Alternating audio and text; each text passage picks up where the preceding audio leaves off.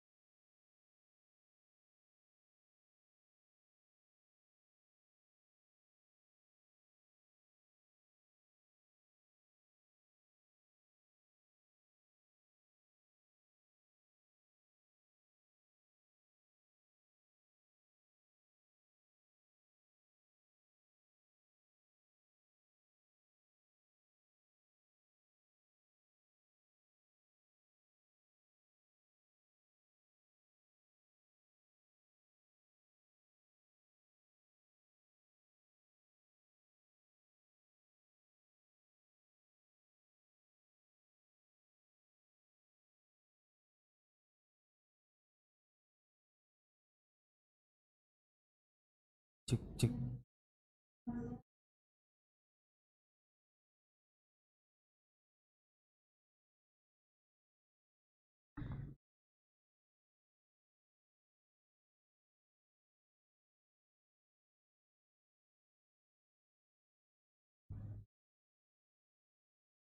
Selamat siang, Salam. Yang terhormat Pendeta Gereja HKBP Bincarung Bogor, Bapak Torang Panjaitan, beserta peserta sosialisasi edukasi adaptasi kebiasaan baru. Perkenalkan, kita dari tim Velox Badan Intelijen Negara. Hari ini akan melaksanakan kegiatan sosialisasi, edukasi, dan penyemprotan disinfektan di sekitar Gereja HKBP Bincarung Bogor. Sebelum acara kita mulai, mohon izin Bapak Ibu, kita berdiri terlebih dahulu untuk menyanyikan lagu Indonesia Raya.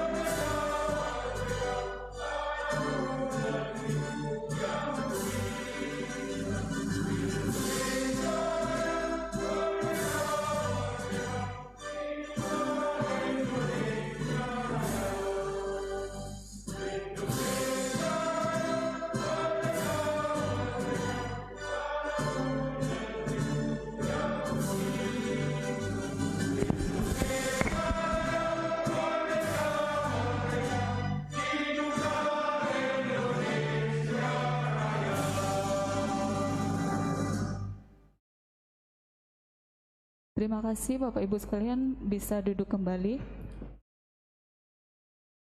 Acara selanjutnya yaitu kata sambutan dari Bapak Pendeta kepada Bapak. Waktu dan tempat saya persilakan.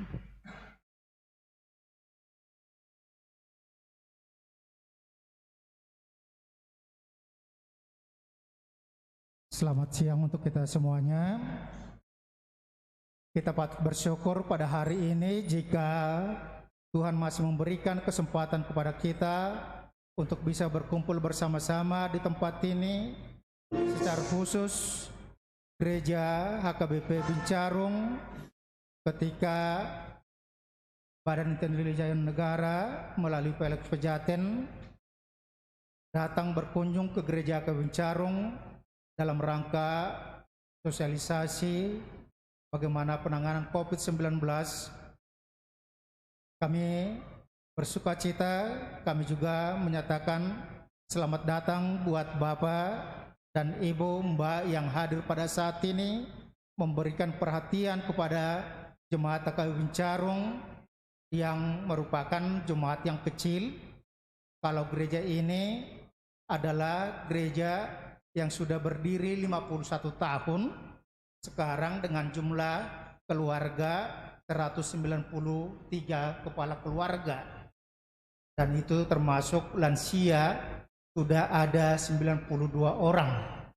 Oleh karena itu ibadah kita berjalan tetap di gereja ini, mematuhi protokol kesehatan selama ini, dan kita masih memakai jarak 1 meter dan juga protokol kesehatan dikatakan masker, cuci tangan, dan semuanya itu masih kita lakukan, ukur suhu itu masih kita lakukan di sini. Oleh karena itu pada saat ini ketika gereja kami AKBP Bincarung memperoleh kesempatan ini, biarlah melalui kegiatan ini juga yang secara khusus acara hari ini disiarkan secara live streaming juga ke anggota jemaat kita, ini memberikan panduan kesehatan dalam rangka penanganan COVID-19 bagi anggota jemaat kita, sehingga kedepannya juga COVID-19 bisa teratasi dari Kota Bogor, AKBP Bincarung, dan juga dari negara kita. Karena juga para petugas yang hadir pada saat ini diberikan Tuhan kesehatan sehingga melalui program yang dilakukan oleh BIN itu juga bermanfaat bagi masyarakat sekitar kita dan juga untuk orang-orang yang peduli dengan kesehatan kita. Kami menyambut kedatangan Bapak dan Ibu dan kami bersyukur atas segala bantuan yang diberikan ke gereja kita. Tuhan Yesus memberkati. Shalom buat kita semuanya. Terima kasih.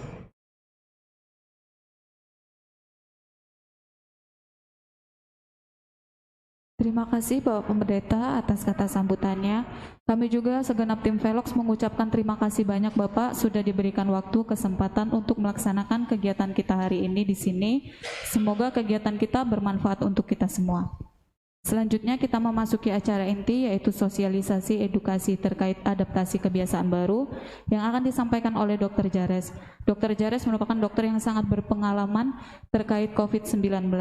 Jadi apabila Bapak Ibu sekalian mempunyai pertanyaan dan mengkonfirmasi tentang isu-isu yang sedang beredar terkait adaptasi kebiasaan baru maupun COVID-19, bisa ditanyakan langsung kepada Bapak Dokter.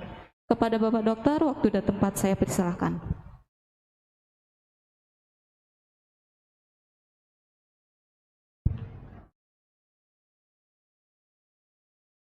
Oke, terima kasih waktunya. Sekali lagi selamat pagi untuk kita semua. Shalom pada Bapak Ibu Jemaat yang hadir ya di tempat ini di Gereja AKBP Bincarung ya, yang saya hormati pada Bapak Pendeta Torang Panjaitan ya, dan juga selaku pendeta di AKBP Bincarung, dan juga Pak Dokter selaku tim medis yang juga hadir ya, yang ada di AKBP Bincarung.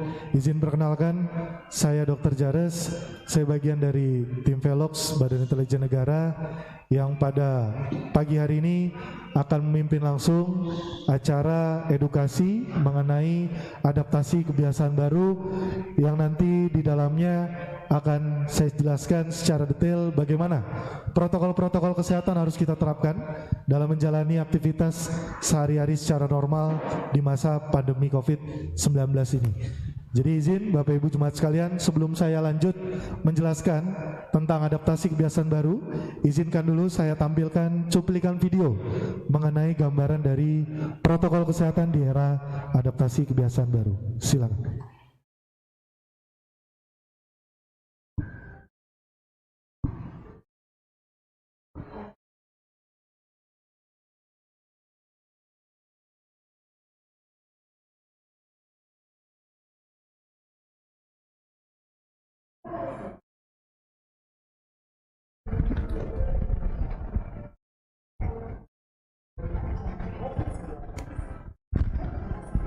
Apa saja yang harus kita lakukan untuk menjalankan adaptasi kebiasaan baru ini?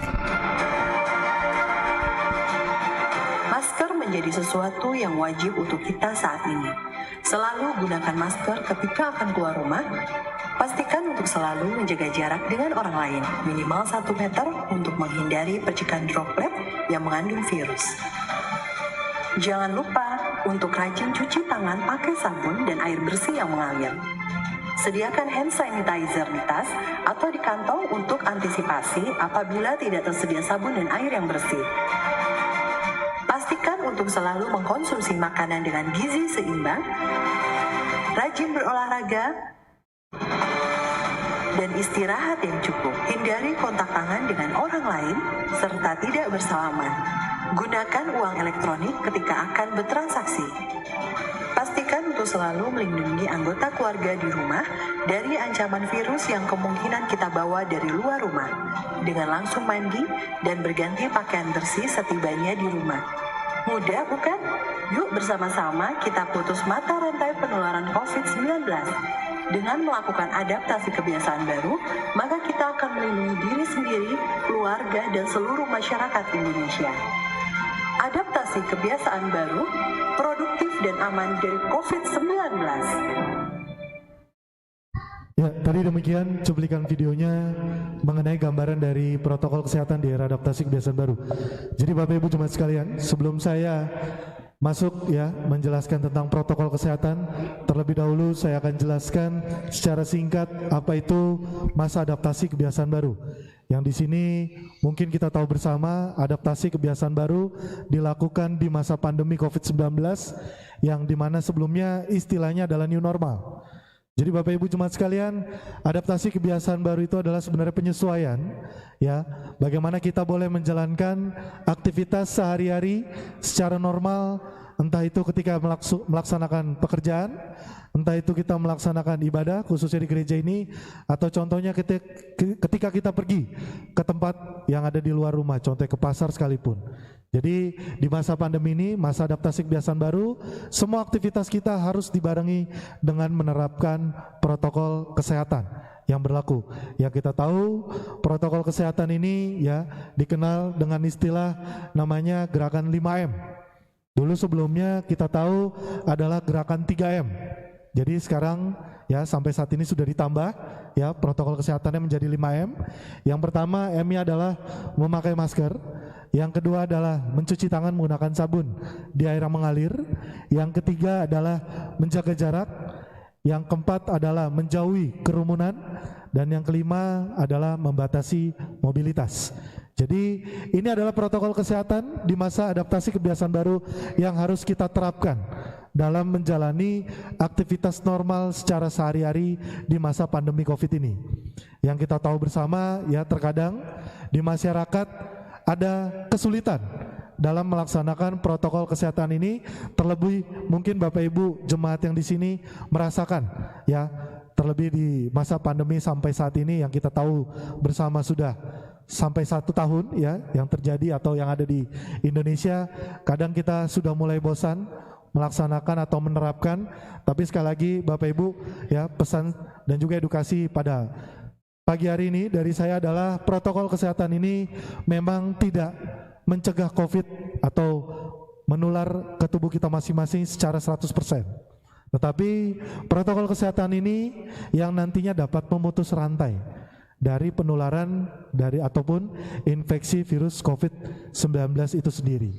Yang kadang ya kita lihat di masyarakat ataupun saya sering melihat di masyarakat Bapak Ibu jemaat sekalian yang terjadi dalam penerapan protokol kesehatan ini ya, banyak sekali yang tidak disiplin ataupun lupa dalam menerapkannya. Kadang kita bisa lihat ataupun Bapak Ibu jemaat sendiri di sini pernah merasakannya atau ada pengalaman, justru kadang kita bisa menerapkan atau disiplin ya dalam protokol kesehatan ini ketika kita pergi keluar, pergi ke satu daerah yang mungkin baru kita datangi atau mengenali orang yang baru kita kenal ya, justru kita bisa disiplin menerapkan protokol kesehatan ini. Kita bisa disiplin pakai masker, kita bisa disiplin menjaga jarak ataupun cuci tangan. Begitupun sebaliknya ketika kita kembali ke rumah bertemu dengan keluarga ya, justru protokol kesehatan ini ya yang kadang kita lupakan atau kita lupa untuk menerapkannya. Ya, kita lupa untuk pakai masker, kita lupa untuk cuci tangan ataupun kita lupa untuk jaga jarak. yang dimana ya kita tahu bersama virus COVID ini tidak pandang bulu dalam menyerang atau menulari atau masuk ke dalam tubuh setiap orang, ya entah itu keluarga kita ataupun orang lain. Jadi inilah protokol kesehatan yang sebenarnya mesti kita disiplini terapkan. Mungkin tambahan sedikit dari saya, protokol kesehatan ini 5M-nya bisa ditambah menjadi 5M+. Karena saya rasa penting untuk kita menjaga daya tahan tubuh agar lebih baik. Yang saya tambahkan plusnya yang pertama adalah nutrisi. Makan makanan yang baik, yang cukup, yang bersih, ya, ditambah boleh dengan meminum multivitamin. Yang kedua adalah istirahat yang cukup. Lalu yang terakhir yang ditambahkan adalah exercise atau olahraga, ya, olahraga yang mungkin di sini Bapak Ibu Jemaat sering lakukan, entah itu jogging, lari pagi, silahkan dilanjutkan dengan tetap menerapkan protokol kesehatan yang berlaku. Karena tadi 5M+ tadi selain melindungi tubuh kita dari luar, kita membuat daya tahan tubuh baik dari dalam. Jadi itu tentang protokol kesehatan dan juga sekilas tentang adaptasi kebiasaan baru. Lanjut. Kali ini saya akan menjelaskan Bapak Ibu Jemaat sekalian tentang adaptasi kebiasaan baru starter pack. Jadi di masa tadi adaptasi kebiasaan baru ada perlengkapan yang wajib kita bawa. Ada perlengkapan yang harus kita gunakan ketika kita beraktivitas di luar rumah, ya. Jadi perlengkapan yang nanti saya sebutkan ini adalah alat pelindung diri kita ketika tadi kita beraktivitas ke luar rumah. Jadi perlengkapan yang harus kita bawa untuk ya melindungi diri kita di masa pandemi COVID-19. Jadi yang pertama perlengkapan yang harus dibawa adalah masker, ya, ataupun masker cadangan. Yang kedua adalah hand sanitizer, lalu ada sabun cair, lalu di sini perlengkapannya ada tisu kering, tisu basah juga boleh untuk dibawa.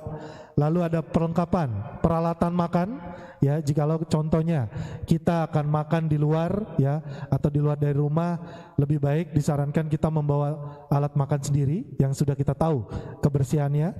Selanjutnya ada perlengkapan ibadah. Ya, contohnya kalau di gereja ini kita membawa perlengkapan ibadah kita sendiri, ya, entah itu Alkitab ataupun alat-alat ibadah untuk yang lain. Selanjutnya adalah helm jika kita menggunakan media sarana transportasi online. Jadi satu-satu saya jelaskan sedikit Bapak Ibu Jemaat sekalian. Yang pertama tentang masker. Kita tahu sekarang di Indonesia jenis masker ataupun motif masker sudah banyak sekali, ya. Yang pertama contoh ada jenis masker buff, ada jenis masker scuba, ada jenis masker kain, ada jenis masker medis atau jenis masker bedah, dan yang terakhir ada jenis masker N95. Nah, dari jenis masker yang tadi saya sebutkan, Bapak Ibu Jemaat sekalian, ada jenis-jenis masker yang sekarang penggunaannya sudah mulai dilarang. Yaitu yang pertama, jenis masker buff dan scuba. Kenapa dilarang untuk jenis masker buff dan scuba? Karena rata-rata jenis masker buff dan scuba ini bahannya masih terlalu tipis. Yang kedua, jenis maskernya hanya terdiri dari satu lapisan. Ya, itu maka dari itu tadi jenis maskernya kurang efektif jikalau kita pakai di masa pandemi COVID-19 ini. Lalu selanjutnya ya, ada jenis masker kain. Nah, mungkin di sini Bapak Ibu Jemaat ada yang memakai untuk jenis masker kain ini. Jadi kalau untuk jenis masker kain, Bapak Ibu Jemaat sekalian, ini masker yang punya tenggang waktu masa pemakaiannya, yaitu kita pakai kurang lebih 4 jam. Memang tadi saya sarankan di masa pandemi ini kita memakai atau membawa masker yang lebih. Contohnya ketika kita aktivitas di luar rumah, entah itu kerja atau pergi ibadah gereja, ya, khususnya acara sosialisasi pada pagi hari ini. Ya, itu tadi. Masker kain memang bisa kita cuci dan dipakai kembali. Jadi saya mohon kepada Bapak Ibu Jemaat sekalian, kalau kita menggunakan jenis masker kain ini untuk diperhatikan jenis bahan kainnya. Ya, kalau kita sudah cuci, ya pakai ulang kembali. Ya, kalaupun dilihat masker jenis kainnya sudah mulai rusak, alangkah lebih baiknya kita ganti dengan jenis masker yang atau bahan kain yang baru. Itu tadi tentang masker kain. Selanjutnya ada jenis masker medis atau jenis masker bedah yang contohnya saya pakai, Bapak Ibu Jemaat sekalian. Kalau untuk jenis masker medis ini, jenis masker bedah, ini tidak seperti masker kain. Ya, jenis masker medis ini atau jenis masker bedah ini adalah jenis masker yang satu kali pakai, Bapak Ibu jemaat sekalian, yang setelah kita pakai, kita akan ganti yang baru. Ya, jenis masker ini tidak bisa dicuci seperti masker kain. Atau kadang saya pernah lihat di masyarakat, masker jenis medis ini ya ada yang bilang bisa disetrika Pak Dokter. Ya, padahal kalau kita tahu, jikalau disetrika, ya memang virusnya mati kena panas, tapi bahan maskernya akan rusak lapisannya, yang secara logika tidak akan efektif jikalau kita pakai kembali. Itu tadi tentang masker medis atau bedah. Lalu yang terakhir ada jenis masker N95. Ya, kalau jenis masker N95 ini kita tahu bersama Bapak Ibu jemaat sekalian, ya adalah contoh jenis masker yang khusus yang dipakai oleh tenaga medis ketika memang mereka kontak atau merawat pasien COVID yang contohnya ada di balai-balai pengobatan, di puskesmas ataupun di rumah sakit. Nah, tadi jenis-jenis masker yang tadi saya sudah jelaskan ya. Kalau contohnya Bapak Ibu jemaat sekalian selesai menggunakan masker ya ataupun ingin membuang masker yang sudah rusak atau yang sudah selesai dipakai ya, lebih baik disarankan sebelum kita buang, kita rusak dulu maskernya. Kita gunting, kita rusak, atau setelah itu kita siram dengan cairan desinfektan, baru boleh kita buang ke tempat sampah. Karena kita tahu bersama masker, ya sarung tangan contohnya, ya adalah kategori jenis barang yang infeksius. Yang kalau memang di puskesmas, di rumah sakit, mereka menyediakan tempat-tempat sampah yang khusus barang yang infeksius. Sebaliknya kalau kita di luar, di sarana publik contohnya, tidak menemukan tempat sampah khusus ya untuk barang yang infeksius tadi ya, sebelum kita contohnya membuang masker ya contohnya, lebih baik kita rusak, siram cairan desinfektan, baru boleh kita buang. Itu tadi tentang masker. Selanjutnya izin saya jelaskan Bapak Ibu jemaat sekalian tentang yang namanya hand sanitizer. Yang kita tahu bersama ya, seperti tadi Bapak Ibu pakai di luar sebelum masuk ya ke dalam gereja ini ya, hand sanitizer di masa pandemi ini sebenarnya adalah cadangan yang boleh kita pakai keluar ya kalau kita tidak menemukan sarana tempat cuci tangan. Secara teori memang yang lebih efektif adalah cuci tangan dengan sabun di air yang mengalir. Kenapa? Padahal kita tahu bersama fungsinya sama-sama membunuh virus. Tapi yang membedakan cuci tangan dengan air atau dengan sabun di air yang mengalir dibanding dengan menggunakan hand sanitizer adalah ya cuci tangan selain membunuh virus, kita membuang bangkai virus yang mati tadi menggunakan air yang mengalir. Beda dengan hand sanitizer. Kalau kita pakai virusnya mati, betul. Tapi bangkai virus yang mati tadi tetap akan menempel di telapak tangan kita. Boleh kita gunakan hand sanitizer memang jikalau di luar tidak ada sarana tempat cuci tangan. Kalaupun menemukan sarana tempat cuci tangan, lebih baik kita cuci tangan dengan sabun di air yang mengalir. Itu tadi tentang hand sanitizer. Selanjutnya, kali ini saya akan jelaskan tentang panduan di era adaptasi kebiasaan baru. Setelah tadi kita tahu definisi, penjelasan, kita tahu perlengkapan yang harus dibawa. Kali ini saya jelaskan panduan yang perlu diperhatikan di masa adaptasi kebiasaan baru di era pandemi COVID-19 ini. Jadi panduan-panduannya Bapak Ibu jemaat sekalian contohnya banyak. Yang pertama ketika kita bersiap berangkat kerja. Yang kedua ketika kita ada di transportasi umum. Selanjutnya contohnya ada di sarana publik. Yang pertama ketika kita siap berangkat kerja.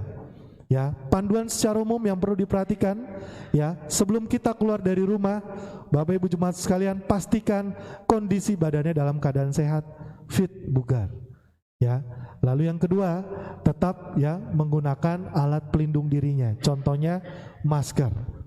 Setelah itu ya kalau sudah sehat, sudah pakai masker, ya sudah mulai berangkat kerja dan contohnya sampai di tempat kantor atau tempat kerja ya, pastinya sebelum masuk ke dalam ruangan ya kantor, sebelumnya di pintu depan akan dilakukan atau diwajibkan diukur suhunya ataupun diwajibkan untuk cuci tangan.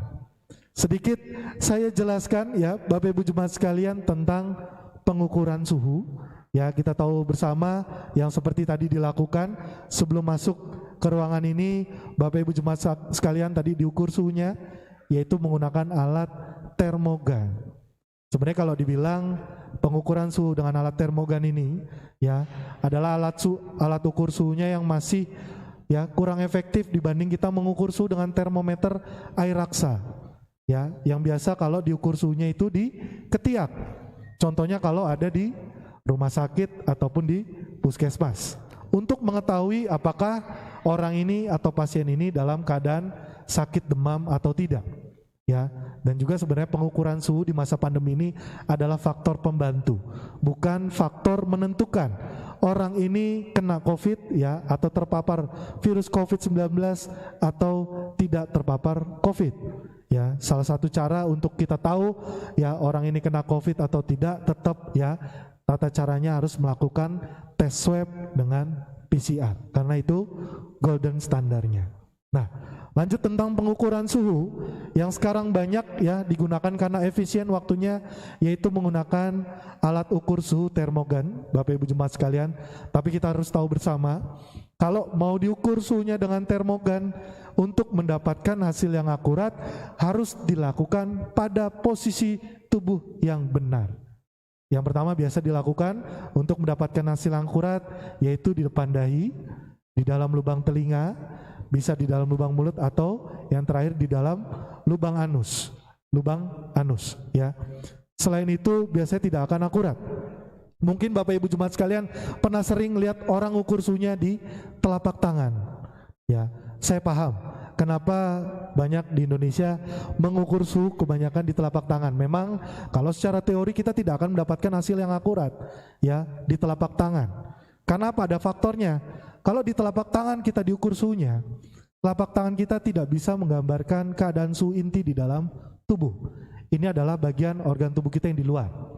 Yang kedua, telapak tangan kita ini ya kalau diukur suhunya menggunakan termogan tadi ya biasanya sudah terkontaminasi atau terpapar oleh udara suhu yang ada di sekitar kita.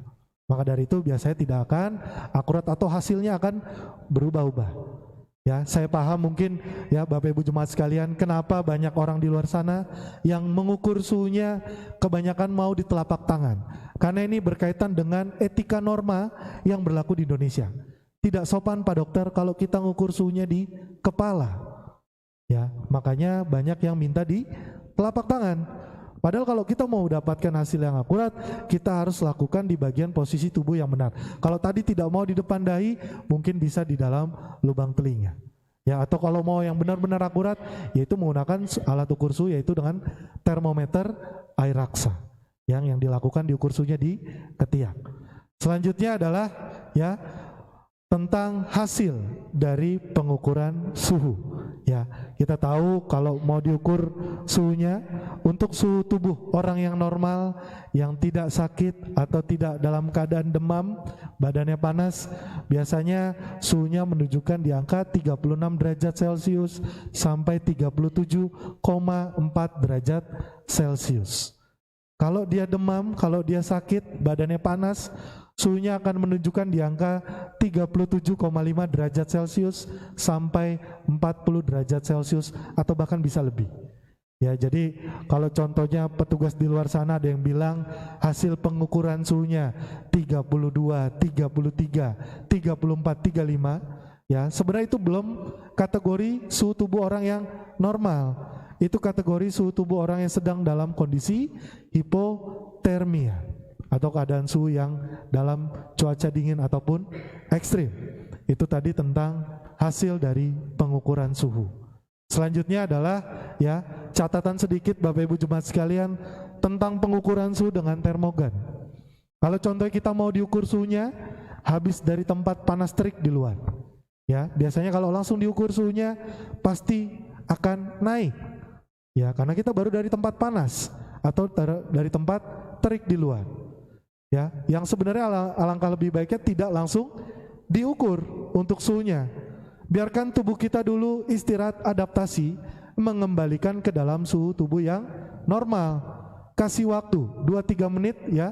Kalau memang sudah oke, baru boleh diukur kembali suhunya agar tidak terjadi kesalahan ya tidak salah dalam menentukan ini orangnya sedang keadaannya demam, panas atau tidak. Atau bahkan kan kita baru dari tempat panas terik diukur suhunya naik, itu wajar karena habis dari tempat panas, karena tubuh belum mengembalikan ke dalam suhu tubuh yang normal. Itu tadi tentang pengukuran suhu dengan alat termogan.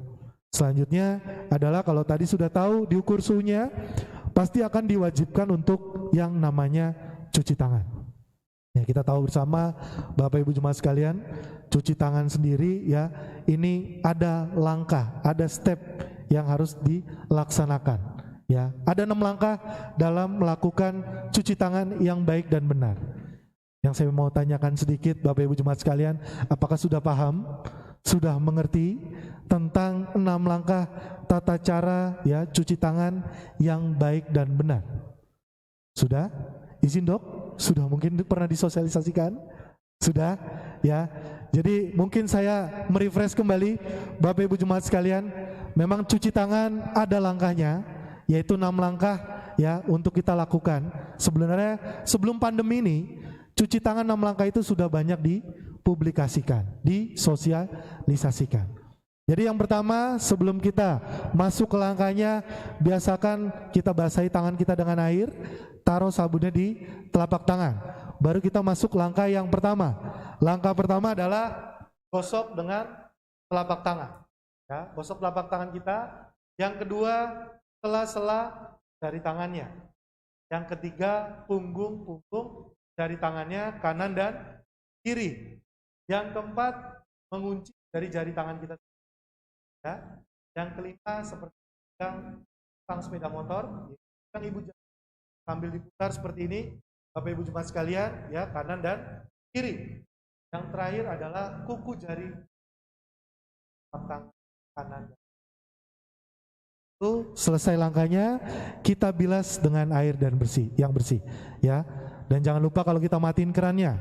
Bapak Ibu jemaat sekalian, kalau sudah selesai cuci tangan, sudah bersih tangannya, sudah steril, ya. Sehabis cuci tangan, kalau matiin kerannya yang digeser bisa dengan siku. Ya, kalau yang diputar bagaimana Pak Dokter? Ya, ini banyak tanyakan. Mungkin solusinya sebelum kita cuci tangan kita bersihkan dulu. Ya, gagang ya atau keran yang tadi diputar dengan air dan sabun supaya sama-sama pasti ya steril setelah kita sebelum atau sudah cuci tangan. Ya, itu tadi tentang 6 langkah cuci tangan yang baik dan benar. Mungkin di sini Bapak Ibu jemaat sekalian kalau sudah paham, sudah mengerti, jangan lupa nanti kita bagikan. Dan ingat ya, cuci tangan tadi 6 langkah dilakukan selama 20 detik. Jangan salah. Karena banyak masyarakat di luar sana Bapak Ibu jemaat ya, bilangnya cuci tangannya selama 20 menit. Ya, kalau 20 menit itu sekalian mandi. Ya, dilakukan selama 20 detik. Ya. Jadi 20 detik adalah waktu yang ideal untuk 6 langkah cuci tangan yang baik dan benar. Lanjut ya, kalau tadi sudah diukur suhunya, sudah dicuci tangannya, ya kalau sudah masuk di kantor, ya kalau kita ketemu teman kerja, teman kantor di masa pandemi ini, ya kita tunda dulu untuk berjabat tangan. Apalagi khususnya di gereja. Ya, kalau setiap kita selesai ibadah gereja kan biasanya kita berjabat tangan dengan jemaat yang lain. Usahakan tidak berjabat tangan dulu, mungkin bisa diganti dengan mengucapkan salam atau menyapa. Ya, selagi di masa pandemi ini. Selanjutnya adalah ya, gunakan alat kerja, alat tulis atau alat kerja dalam kita melaksanakan pekerjaan. Ya, di pandemi ini ya tidak disarankan untuk saling meminjam. Selanjutnya kalau rapat. Jadi kalau Bapak Ibu jemaat sekalian ada rapat, khususnya contohnya rapat majelis di gereja. Ya, sebelum kita rapat ataupun ya sebelum melaksanakan rapat, biasakan diutamakan untuk melalui virtual. Ya, banyak melalui aplikasi Zoom contohnya. Tidak bisa Pak Dokter, ini harus tatap muka rapatnya karena darurat. Boleh ya, asal yang rapat tetap mematuhi protokol kesehatan. Yang rapat orangnya dibatasi ya, jaraknya dibatasi dan memang tetap memakai masker ketika sedang melaksanakan rapat. Ya, itu tadi. Selanjutnya kalau absensi dengan fingerprint sebenarnya nggak ada masalah Bapak Ibu jemaat sekalian. Kalau habis absensi dengan fingerprint tadi, setelah itu ya kita cuci tangan. Selanjutnya panduannya ada di ruang publik. ruang publik ini banyak ya, sarana-sarana tempat umum ya, ketika orang-orang menjalankan aktivitas, entah itu ibadah, entah itu pergi ke pasar sekalipun, contohnya di gereja ini ya, selagi tadi badan kita sudah pastikan sehat, sudah dipakai maskernya ya, lalu kalau di ruang publik ini wajib kita menghindari kerumunan dan tetap jaga jarak. Lalu ada poin tambahan, kalau Bapak Ibu Jemaat sekalian ada yang batuk, ada yang bersin, di masa pandemi ini kita tidak boleh lagi kalau batuk atau pilek atau bersin tutupnya dengan telapak tangan. Ya, sudah harus dengan menggunakan siku tangan bagian dalam. Ya, jadi tidak menggunakan telapak tangan, tapi seperti ini, menggunakan siku tangan bagian dalam. Itu tadi tata cara yang benar kalau kita batuk atau bersin. Terakhir adalah sering atau untuk rajin cuci tangan. Oke, lanjut ada di transportasi umum panduannya.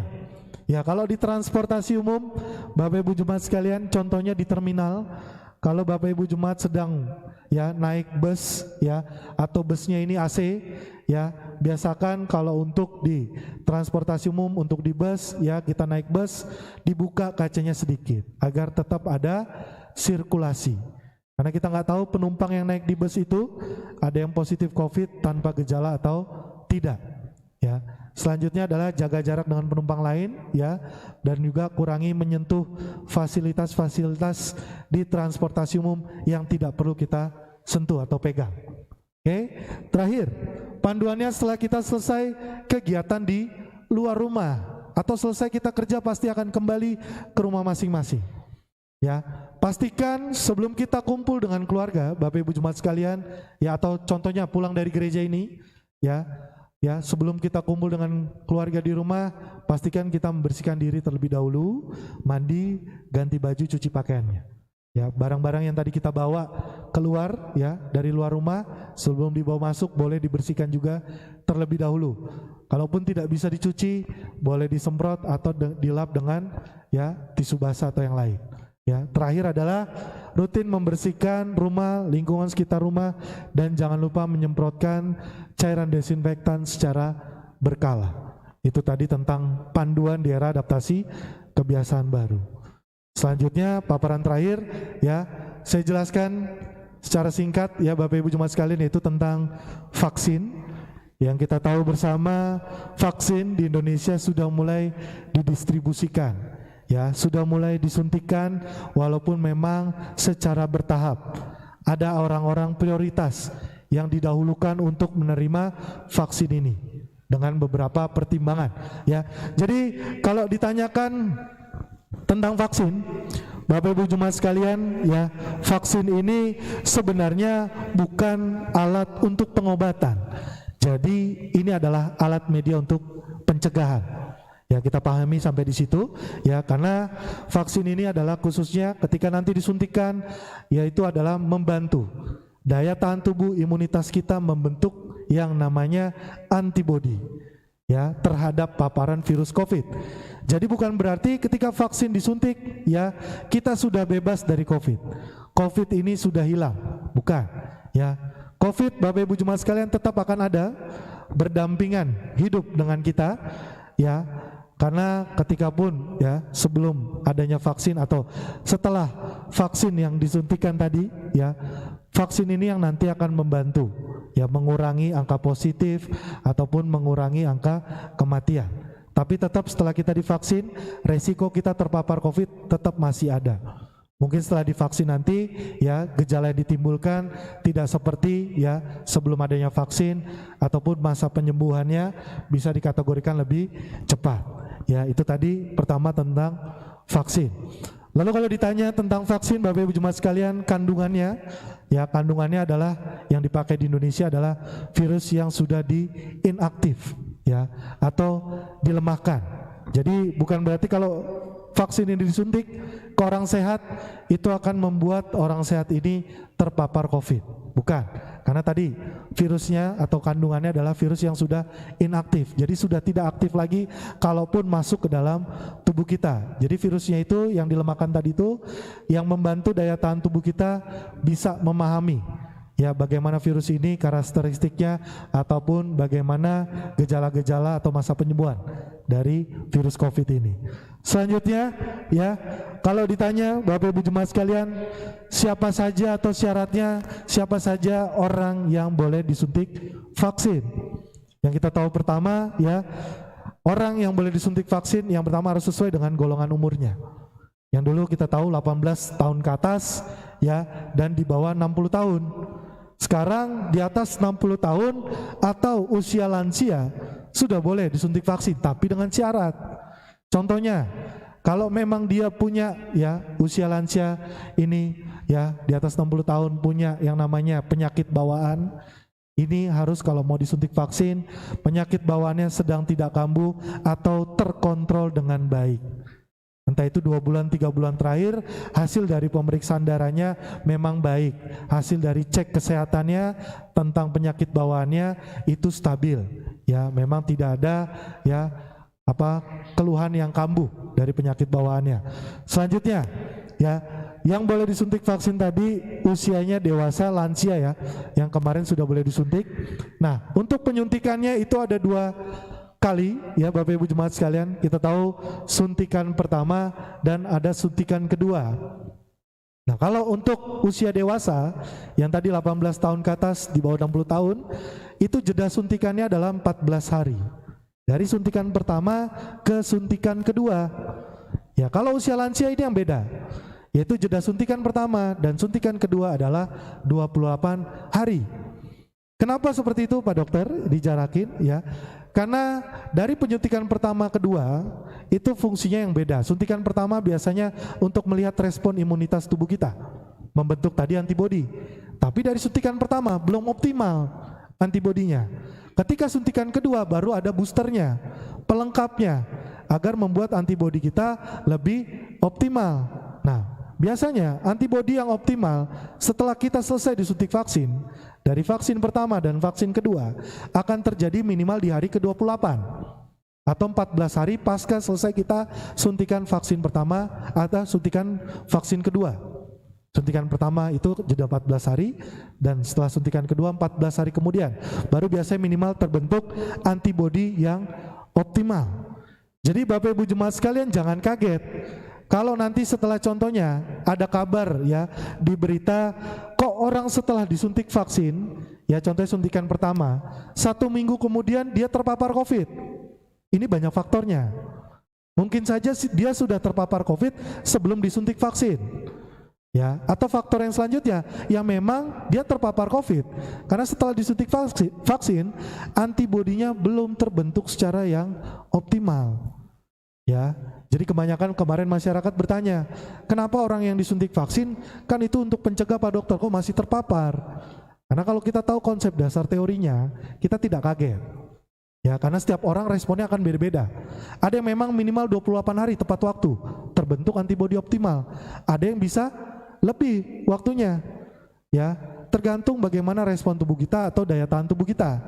Ya, inilah yang membedakan nanti dengan usia lansia. Ya, dia jedanya 28 hari, tapi tidak setelah 28 hari antibodi setelah disuntik vaksin kedua langsung terbentuk optimal. Tidak.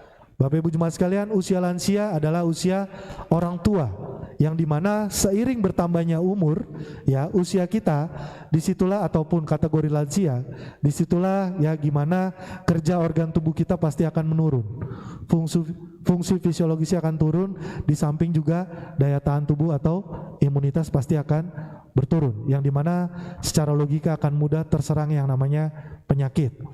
Ya. Jadi itu tentang suntikan pertama dan suntikan kedua vaksinnya. Ya, itu konsepnya. Selanjutnya adalah yang boleh disuntik vaksin ya adalah orang yang sehat. Jadi Bapak Ibu jemaat sekalian, kalau memang di sini ya kita nanti dapat jadwal suntikan vaksin ya atau sudah ada yang disuntik vaksin, biasanya sebelum kita disuntik akan di screening. Akan dicek dulu di suhu, di tensi, ya, ditanya keluhannya hari ini ada apa, ya. Kalau memang kita ada sakit, entah itu keluhannya ada muntah, diare, ya, ataupun keluhannya juga sakitnya lagi sedang terpapar COVID, biasanya akan ditunda, akan dijadwalkan ulang untuk penyuntikan vaksinnya. Lalu bagaimana Pak Dokter kalau orang yang sudah sembuh dari COVID? Apakah boleh disuntik vaksin? Boleh, tapi nanti ada jeda waktunya, yaitu setelah 3 bulan pasca dia sudah sembuh dari COVID. Ya, kenapa 3 bulan? Karena gini, Bapak Ibu Jemaat sekalian, ya, ketika ada orang yang sudah terpapar COVID, ya biasanya antibodi alamiahnya sudah terbentuk dari pos dia terpapar COVID. Nah, dari antibodinya itu memang punya tenggang waktunya. Ya, secara teori kurang lebih 90 hari. Biasa antibodinya titernya akan turun. Ya, kalau sudah 3 bulan turun, itu boleh disuntik vaksin, biasanya boleh. Ya, kalau antibodi titernya masih tinggi, itu biasa ditunda, dijadwalkan ulang. Kenapa? Untuk melihat titer antibodi itu yang terbentuk, biasanya kalau mungkin Bapak Ibu di sini jemaat sekalian masih bingung untuk tahu kita sudah punya antibodi atau belum, bagaimana Pak Dokter? Nanti bisa lakukan ya pemeriksaan tes darah laboratorium, yaitu namanya tes serologi untuk melihat kadar titer antibodi di tubuh kita. Apakah masih tinggi atau sudah rendah, atau apakah sudah pernah terpapar COVID atau belum. Ya, nanti di sana ada keterangannya. Itu tadi tentang orang yang sudah sembuh dari COVID, yang jadwalnya boleh disuntik vaksin setelah 3 bulan. Lalu kalau ditanya lagi, ibu hamil dan ibu menyusui Pak Dokter, apakah sudah boleh disuntik vaksin? Ya, kalau untuk kategori ibu hamil, ya sebelum dia melaksanakan persalinan, ya biasanya akan ditunda untuk penyuntikan vaksinnya. Tetapi kalau dia ibu menyusui, silakan. Biasanya diperbolehkan untuk disuntik vaksin dengan tetap melihat bagaimana keadaan ibunya, apakah sedang dalam keadaan sakit atau memang keadaannya sehat, bugar. Jadi seperti itu tentang syarat dari vaksinnya. Karena gini, Bapak Ibu Jemaat sekalian, vaksin ini nanti yang akan digunakan alat untuk pemerintah dalam mengkontrol wabah pandemi ini. Supaya tadi balik lagi angka positif tidak naik terus dan angka kematian juga tidak naik. Ya, ujung-ujungnya aktivitas sosial, ekonomi, kegiatan publik ya bisa berangsur pulih, bisa kembali dibuka ya, kalaupun terkontrol dengan baik ya, wabah status pandemi ini bisa dicabut. Ya, itu tadi tentang vaksin. Ya, nanti kalaupun Bapak Ibu Jemaat sekalian dapat jadwal untuk divaksin, jangan takut. Kalau kita tadi sudah tahu konsep dasarnya, mungkin banyak yang bertanya, kan itu ada efek sampingnya Pak Dokter. Ya betul, biasanya orang divaksin responnya beda-beda. Bapak Ibu Jemaat sekalian, ada yang setelah disuntik dia tidak rasa apa-apa. Ada yang setelah disuntik dia jadi gampang lapar, makan terus Pak Dokter. Ya, ada yang disuntik ya pegal, ada yang disuntik dia demam. Tapi kalau masih dalam kategori 1-2 hari dia hilang, itu biasa, itu tidak menjadi masalah. Yang menjadi masalah kalau keluhannya berkepanjangan, ya lebih dari 1 minggu, lebih baik langsung konsultasikan dengan tenaga medis terdekat. Ya, jadi sebenarnya anak kecil pun kalau diimunisasi, ya responnya juga hampir sama. Seperti itu, dia ada demam, dia ada merah, dia ada bengkak, itu wajar. Kalaupun hilangnya 1-2 hari dia hilang, itu tidak menjadi masalah. Jadi itu aja ya Bapak Ibu Jemaat sekalian yang perlu saya sampaikan ya tentang paparan adaptasi kebiasaan baru yang sedang dilaksanakan di negara kita Indonesia di masa pandemi COVID-19 ini. Semoga nanti yang saya paparkan dapat berguna dan nanti dapat disampaikan ke contohnya khususnya jemaat gereja yang lain. Ya, terima kasih. Dari saya itu aja yang perlu saya sampaikan. Setelah ini mungkin saya persilakan ya Bapak Ibu Jemaat sekalian yang ada atau yang ingin ditanyakan atau ada yang belum jelas, silakan. Silakan Bapak yang di belakang, mungkin Kak mic ya. Dengan Bapak siapa Pak?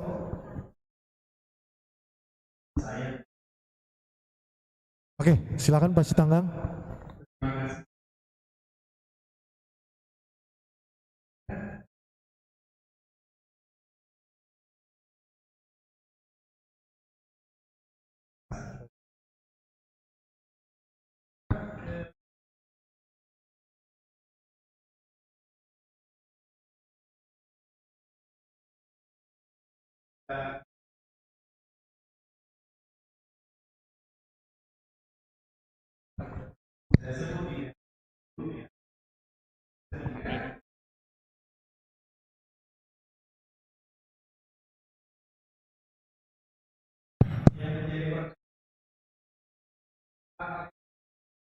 tidak terlalu ini lagi untuk divaksin gitu. Di mindset mereka itu bahwa saya sudah punya kekebalan, jadi saya itu sebetulnya tidak perlu lagi divaksin. Nah gitu, saya mohon penjelasannya Pak. Terima kasih. Oke, terima kasih Pak Sitanggang untuk pertanyaannya. Ya, jadi Bapak Ibu jemaat sekalian, kalau tadi ditanyakan tentang memang contoh kasusnya ada seseorang ya yang terpapar COVID ya dan sudah dinyatakan sembuh, dan setelah ini ada jadwal vaksin, di mindsetnya sudah tidak ada lagi ya, atau tidak maulah ya untuk disuntik vaksin karena mereka memang mengetahui sudah punya kekebalan. Yang tadi saya bilang, mereka paham tentang kekebalannya, sudah tahu atau belum tentang tenggang waktu kekebalannya. Karena memang tetap ada waktunya, yang kita tahu bersama kurang lebih ada yang bisa bertahan sampai 90 hari minimal, ada yang bisa sampai 6 bulan. Ya, jadi kalaupun dia tidak mau divaksin, kalau memang baru-baru sembuh dari COVID 1-2 minggu atau 1-2 bulan baru sembuh dari COVID, itu wajar. Tapi tetap kita harus edukasi ya, kalau memang setelah sembuh dari COVID, kekebalan tubuh yang dia peroleh dari pasca sembuh dari COVID itu ada batas waktunya. Ya, bukan berarti seumur hidup dia akan kebal dari COVID, tidak. Ya, tetap harus dibantu contohnya dengan vaksin. Ya, karena vaksin ini yang tadi gunanya untuk mengkontrol wabah pandemi ini. Karena tetap kalaupun dia sudah sembuh dari COVID, bukan berarti dia tidak akan terpapar COVID untuk kedua atau ketiga kalinya. Ya, tetap punya resiko yang sama untuk terpapar COVID kedua atau ketiga kali. Karena tadi berkaitan kalau contohnya kekebalan tubuhnya sudah tidak ada lagi atau sudah menurun kadarnya, ya, dia terpapar COVID tetap ada resikonya ataupun tetap bisa. Ya, kalau kedua tiga kali belum divaksin, bisa aja keluhannya tambah lebih parah, ya, atau masa penyembuhannya jadi lebih lama.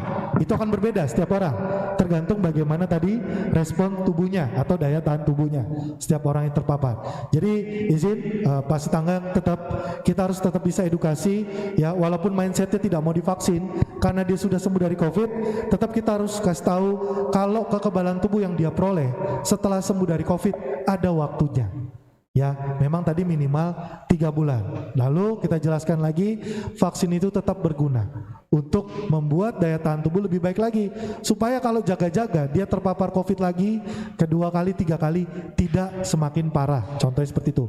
Atau masa penyembuhannya bisa lebih baik, lebih cepat, seperti itu. Ya, terima kasih seperti itu Pak Sitanggang untuk pertanyaannya. Selanjutnya silakan Bapak. Dengan Bapak siapa Pak?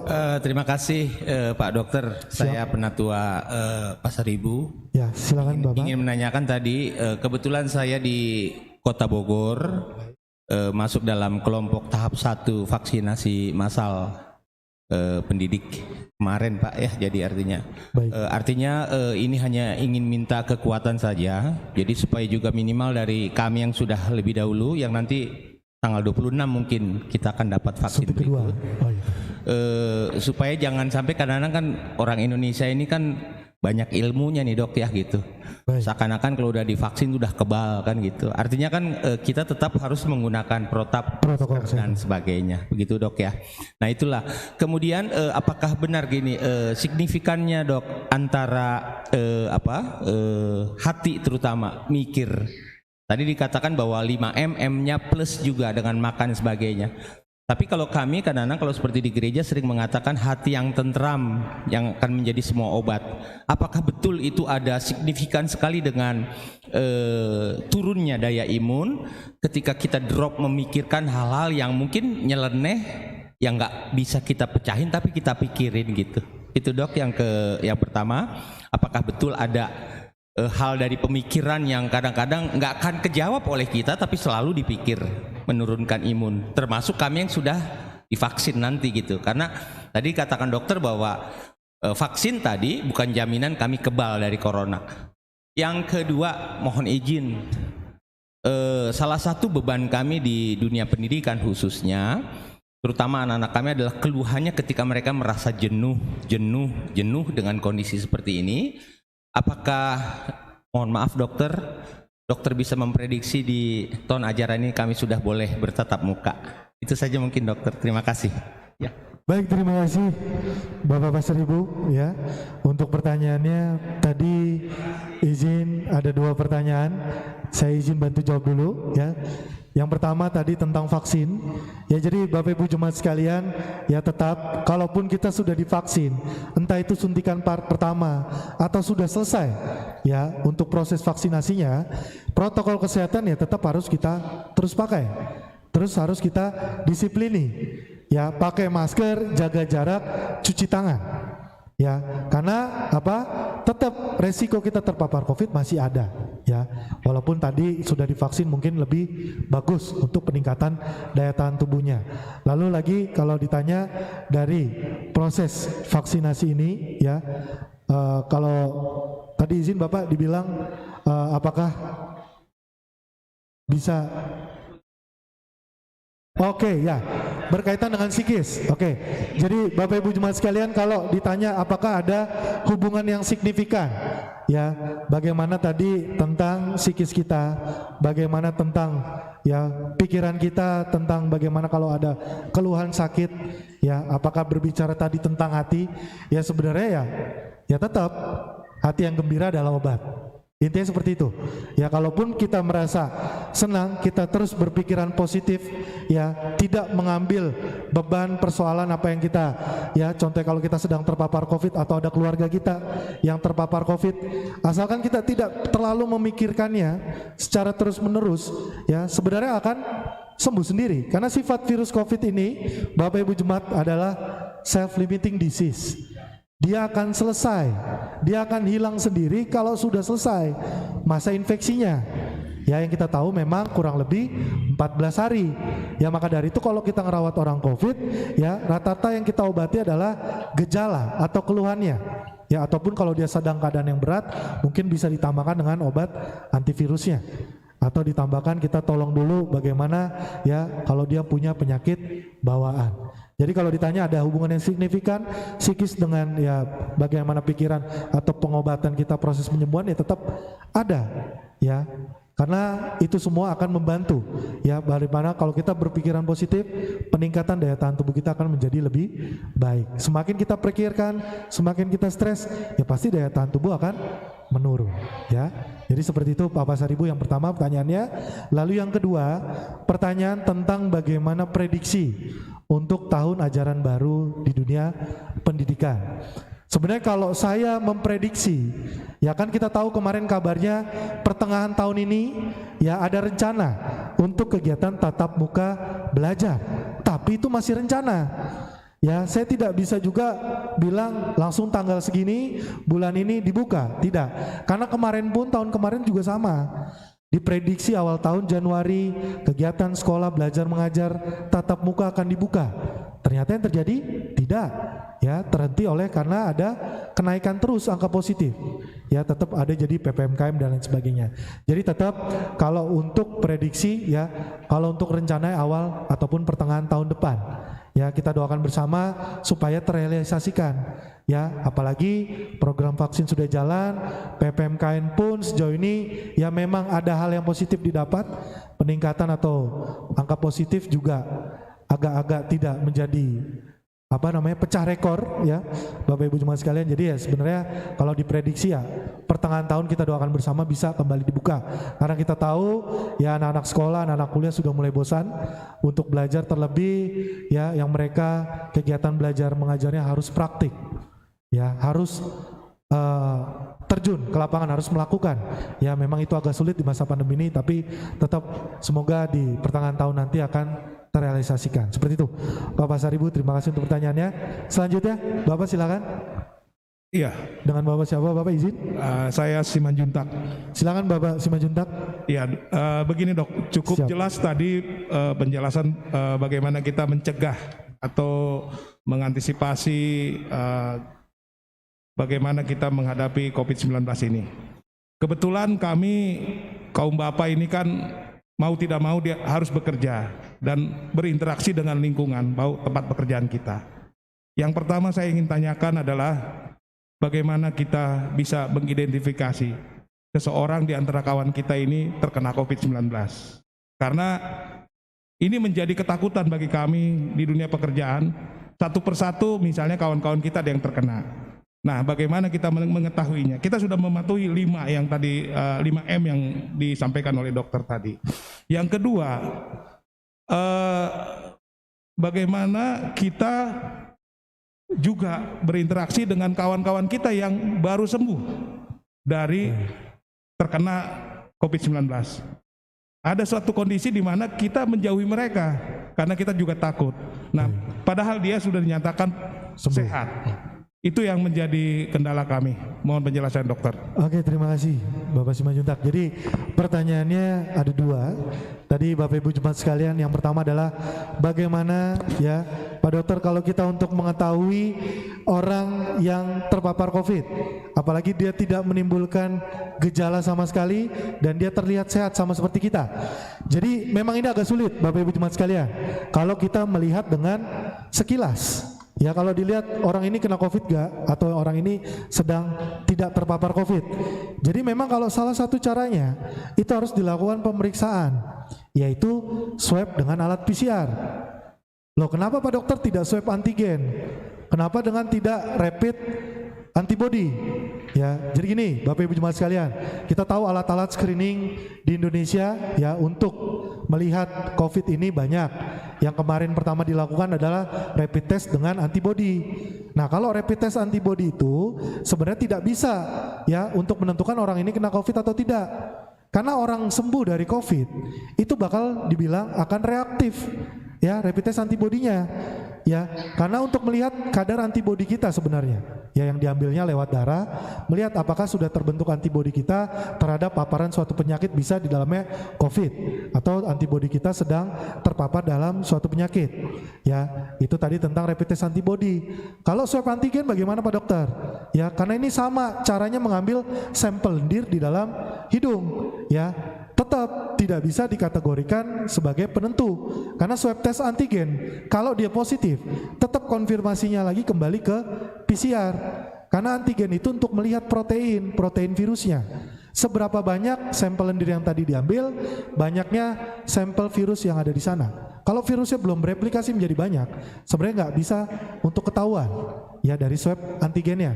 Karena pun ya efektivitas swab tes antigen itu ya batasnya kadang 70-80%. Ya, tetap konfirmasi dengan PCR. Tapi rata-rata memang kalau antigennya sudah positif, ketika dikonfirmasi PCR secara umum memang sudah banyak yang pasti dia positif terpapar COVID. Tapi memang ada 1-2 yang kasusnya dia ternyata ya belum, masa inkubasi belum keluar sebenarnya, masih menunggu. Kita tahu masa inkubasi Bapak Ibu Jemaat sekalian untuk COVID-19 ini biasanya akan timbul di hari ke-5, ke-6 pasca kontak pertama. Ya, karena kalaupun kita swabnya di besoknya setelah kita kontak yang pertama kemarin, sebenarnya rata-rata kalau di antigen belum banyak ketahuan ya untuk kita terpapar COVID atau belum. Lalu yang terakhir adalah swab test dengan PCR. Inilah golden standarnya untuk kita menentukan ya orang ini, pasien ini terpapar COVID atau bukan. Karena untuk melihat materi genetik virusnya. Virus itu punya badan, DNA, RNA-nya, materi genetiknya. Dari situlah menentukan di sampel lendir itu apakah ada tadi materi genetik virusnya. Kalau dilihat ada, itu biasanya langsung dikatakan positif, ataupun kalau nggak ada ya negatif. Ya, jadi disitulah menentukan kalau kita mau tahu orang ini positif COVID, ya memang semuanya harus dilakukan. Contohnya tes swab. Ya, minimal kalau kemarin yang direkomendasikan antigen, ya kalau itu tetap konfirmasinya ke PCR. Tapi rata-rata antigen tadi sudah menggambarkan, ya kalau dia memang kalau di PCR terpapar COVID atau tidaknya. Ya, lalu itu tadi untuk menentukan orang yang sehat tetap harus dites swab. Lalu yang kedua, pertanyaannya bagaimana Pak Dokter kalau orang yang sudah sembuh dari COVID? Kadang ketika dia kembali ke masyarakat atau kembali ke keluarga, kita masih takut. Sebenarnya Bapak Ibu Jemaat sekalian tidak ada yang perlu ditakuti. Lalu kalau saya bilang lagi, COVID ini tidak perlu kita takut. Kalau kita tahu konsep dasar pencegahannya, ya, COVID ini kan aksesnya masuk dari mata, hidung, mulut, di jaringan tubuh yang banyak produksi lendirnya. Kalau kita tutup, kalau kita jaga dengan baik akses virus masuk itu di dalam tubuh kita, mata, hidung, dan juga mulut, sebenarnya kita nggak usah takut. Mau itu virusnya nempel di baju sekalipun, mau itu virus nempel di meja, kursi. Kalau kita tidak berikan akses virus itu masuk ke dalam tubuh, sebenarnya aman. Ya, ditambah tadi di samping daya tahan tubuh kita memang sedang juga bagus atau sedang baik. Ya, jadi ketika harus ada orang yang sembuh, keluarga kita yang baru sembuh dari COVID, sebenarnya tidak masalah kita terima kembali. Tidak ada yang perlu ditakuti, Bapak Ibu jemaat sekalian. Ya, mereka itu sudah dibilang sembuh, sudah diperiksa ulang sembuh, ya boleh untuk beraktivitas kembali. Apalagi kalau contohnya dia tidak ada keluhan sama sekali, di swab ulang ternyata sudah negatif sampai 2 kali, ya silakan kembali lagi ke masyarakat, ke keluarga. Boleh melakukan aktivitas sehari-hari secara normal kembali. Ya, kalaupun dia sebelumnya ada keluhan nih Pak Dokter, kalau seseknya, batuk pileknya setelah dia dirawat di isolasi sudah sembuh dan sudah di swab kembali negatif, ya sudah diizinkan untuk pulang, silakan kembali ke keluarga, tidak ada masalah. Tidak ada harus yang kita takuti dari orang yang sudah sembuh dari COVID. Sama saja orang itu sembuh dari penyakit yang lain. Ya, sudah sehat, sudah sembuh, silakan aktivitas kembali secara normal. Seperti itu, Bapak Simanjuntak, terima kasih untuk pertanyaannya. Ya, terakhir silakan Bapak. Ya, silakan Bapak Pendeta. Habis ini. Ya, ini Bapak. Dengan Bapak siapa Bapak? Terima kasih Pak. Ya. Saya dengan Sitorus. Ya, silakan Bapak Sitorus. Ini mengenai donor Pak, donor darah. Donor darah, baik.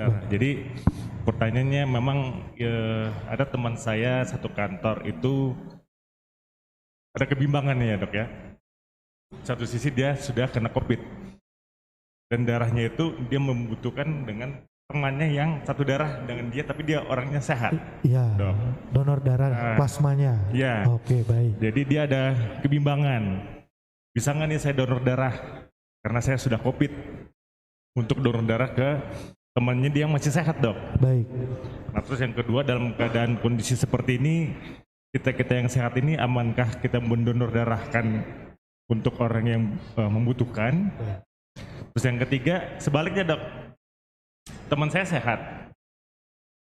Kebetulan juga temannya ini juga kena COVID Dok. Membutuhkan donor darah yang memang dari teman saya yang lagi sehat ini. Itu hampir pertanyaan sama dengan yang nomor 2 tadi ya Dok ya. Apakah itu aman juga gitu Dok? Itu pertanyaannya. Terima kasih Dok. Oke, terima kasih Bapak Sitorus tadi ya. Oke, terima kasih untuk pertanyaannya. Kalau tadi pertanyaannya tentang donor darah. Nah, ini donor darah biasa apa donor darah khusus orang yang sudah sembuh dari COVID, yaitu plasma darah convalescence. Kalau donor darah biasa, ya, kalau biasanya dia sudah sembuh dari COVID, ya, ataupun memang dia sehat belum terpapar COVID, itu tidak masalah. Ya, jadi kalau donor darah plasma convalescence ya, itu diutamakan kepada orang atau pasien yang sudah sembuh dari COVID sebelumnya. Ya, entah itu 1-2 minggu kemudian boleh dia donorkan. Fungsinya untuk apa? Fungsinya untuk membantu, ya, membantu perawatan pengobatan pasien COVID di rumah sakit yang mungkin keadaannya sedang dalam gejala yang berat. Ya, atau contohnya dirawat di ruang ICU, ya, sedang memakai alat bantu pernapasan, ventilator, ya, dia perlu donor darah plasmanya, itu nanti sangat berguna. Karena sejauh ini ketika dilakukan donor darah plasmanya ini, itu memang ya banyak membantu keadaan pasien COVID di rumah sakit contohnya yang berangsur-angsur menjadi membaik. Ya, lalu kalau ditanya kalau donor darah biasa orang ini sehat, orang ini sedang terkena COVID, ya kalau donor darah biasa biasanya tidak disarankan dulu, tunggu sampai dianya atau orang ini keluarga kita sembuh. Jadi sama-sama sehat. Ya, tapi kalau khusus tadi plasma darah convalescence ya orang yang sudah sembuh dari COVID yang bisa mendonorkan karena darahnya sudah banyak akan antibodi setelah dia pos terpapar dari COVID-19. Jadi seperti itu. Kalau donor darah biasa sebenarnya sehat dengan yang sehat. Kalau sehat dengan yang sakit itu tidak dianjurkan. Biasanya akan dievaluasi lagi. Seperti itu Bapak Sitorus untuk pertanyaannya. Terima kasih. Silakan Pak Pendeta. Oh, di belakang lagi. Sebentar, Ibu. Pak Pendeta, silakan terlebih dahulu. Ya, terima kasih untuk kita semuanya. Terima kasih untuk paparan dokter. Siap, terima kasih Bapak. Yang pertama saya mau bacakan di sini karena kebetulan ini live streaming juga, ada pertanyaan dari anggota jemaat kita. Yang satu tadi sudah dijawab oleh dokter. Ini ada di sini pertanyaannya. Dok, jika kita ada kontak dengan positif COVID, baiknya kapan kita melakukan swab antigen? Itu yang pertama. Yang kedua, saya mau sampaikan juga, mungkin karena ini dari BIN, pergumulan kami sebagai pendeta di Kota Bogor, karena kebetulan 4 minggu ini saya juga selalu memakai Grab. Ya, itu ada bincang-bincang dengan para driver Grab, itu termasuk kita di Kota Bogor, karena Depok bahkan Kabupaten Bogor, Jakarta itu pimpinan gereja sudah diberikan vaksinasi COVID, tapi Kota Bogor belum sampai saat Belum ini. sampai untuk Ya, vaksinasinya. itu, vaksinasinya. Sementara yang Depok sudah, dan kita juga termasuk saya sebagai pimpinan PGIS juga sudah 4 kali daftar ulang, tapi tetap juga tidak jadi-jadi. Belum dijadwalkan. Ya, belum itu mungkin Baik. dari BIN juga mungkin bisa Baik, koordinasi. terima kasih. Bagaimana di sini? Itu yang ketiga, saya mau katakan seperti ini. Ketika seseorang, kebetulan ada anggota jemaat kita sih yang sudah dikatakan sehat, sehat dari COVID, dia udah negatif, itu berapa lama baru dia bisa kembali lagi bersama, karena memang ini seakan-akan COVID-19 ini seakan-akan kalau dibilang tulah ke-11 katanya, karena tulah ke-10 itu dulu di Mesir dalam proses keluaran, tulah ke-11 ini seakan-akan orang yang kena COVID itu anggapan orang lain, cara pandang orang lain itu seakan-akan ada yang kurang deh gitu. Nah, itu bagaimana sebenarnya itu berapa lama dia bisa diterima kembali dalam persekutuan kita. Terima kasih, Dok. Terima kasih Pak Pendeta untuk pertanyaannya. Jadi Bapak Ibu Jemaat sekalian, tadi ada beberapa pertanyaan dari Bapak Pendeta Torang Panjaitan. Ya, yang pertama tentang swab antigen. Pak Dokter, kapan kita melakukan swab antigen pasca kita kontak dengan pasien yang COVID di hari pertama? Jadi gini Bapak Ibu sekalian, kalau kita tadi memahami masa inkubasi dari virus ini, masa dia gimana bereplikasi, mulai efektif menimbulkan adanya keluhan, gejala, itu terjadi biasanya di hari ke-5, ke-6, bahkan ada yang 1 minggu kemudian setelah kontak pertama. Jadi kalau dikatakan swab test antigennya ya pasca itu dilakukan seperti apa waktu yang tepat? Jadi biasanya kalau setelah kita memang ada riwayat kontak dengan pasien COVID, ya alangkah lebih baiknya kita cek swab test antigennya, tidak langsung dites. Kalau hari itu juga dites swab, biasanya pasti akan negatif, belum kelihatan virusnya. Biasanya kita sesuaikan dengan masa inkubasinya. Boleh dicek ya di hari ke-5 pasca kita kontak dengan pasien yang pertama tadi terpapar COVID, ya. Atau biasanya kurang dari 5 hari itu ada yang 2-3 hari sudah menimbulkan keluhan. Kalau memang sudah ada gejala dari kontak yang pertama, nggak apa-apa di hari kedua atau ketiga langsung dites swab. Ya, karena itu kan setiap orang beda-beda responnya Bapak Ibu Jemaat sekalian. Ada memang yang masa inkubasinya benar-benar sesuai jadwal di hari ke-5, ke-6. Kalau memang ada yang di hari kedua, ada di hari yang ketiga, pasca kontak pertama dia sudah ada demam, ada batuk pilek, alangkah lebih baiknya langsung diperiksakan segera. Itu lebih baik. Tapi di samping itu ya, selagi kita melakukan pemeriksaan swab, selagi kita belum pemeriksaan swab, apalagi kita pernah kontak dengan pasien COVID, ya, yang dilakukan Bapak Ibu Jemaat pertama kali adalah isolasi mandiri. Jangan ada kontak terlebih dahulu, khususnya dengan keluarga atau dengan orang lain di sekitar. Karena perihal dengan tadi ya gunanya fungsinya kita memutus rantai penularannya. Karena kalau kita terus mengobati tidak akan selesai COVID ini. Tapi kalau kita tahu, paham konsep tadi memutus rantai penularannya, ya disitulah COVID tidak akan kemana-mana lagi, ya tidak akan menyebar secara luas. Ya itu langkah yang tadi. Kalau kita ada kontak, memang kita sadar ada kontak dengan pasien COVID, ya yang dilakukan pertama adalah isolasi mandiri dulu. Jangan ada kontak dan terbuka dengan keluarga ataupun dengan orang lain. Jangan kita tidak jujur. Kebanyakan masyarakat di luar sana tidak jujur. Saya pernah dapat pasien yang tidak ngaku kalau dia ada kontak dengan pasien COVID, yang berakibatnya fatal. Dia menulari kemana-mana, termasuk petugas medis yang terjadi di rumah sakit. Kenapa petugas medis banyak yang tumbang? Karena pasiennya banyak tidak jujur. Bapak Ibu jemaat sekalian, banyak yang tidak terbuka, ya, atau lupa kalau dia pernah ada kontak dengan pasien COVID. Jadinya pemutusan rantainya tidak berlangsung dengan baik. Jadi virusnya kemana-mana. Itu tadi tentang ya swab test antigen yang pertama. Yang kedua mungkin tadi ya masukan dari Bapak Pendeta untuk nantinya ya jadwal vaksinasi. Kalau kemarin yang Kabupaten Bogor sudah dapat, justru yang di Kota Bogor belum dapat jadwalnya. Ya mungkin nanti akan kami ya lanjutkan untuk masukannya ya penyampaiannya. Semoga nanti Kota Bogor cepat untuk terrealisasikan dapat jadwalnya untuk vaksinasinya. Jadi seperti itu Pak Pendeta. Yang terakhir tadi pertanyaannya izin Pak Pendeta tentang yang sudah sembuh dari COVID ya. Jadi Bapak Ibu jemaat sekalian, kalau orang yang sudah sembuh dari COVID, berapa lama nanti boleh contohnya diterima di jemaat ini, contoh di gereja ini. Jadi yang seperti saya bilang, kalau memang dia sudah sembuh dari COVID, apalagi memang dia tidak ada keluhan sama sekali semenjak positif COVID sampai dia sembuh, selesai diisolasi dari COVID, ya sebenarnya kalau sudah dinyatakan sembuh, swabnya sudah negatif, boleh diterima oleh jemaat kembali.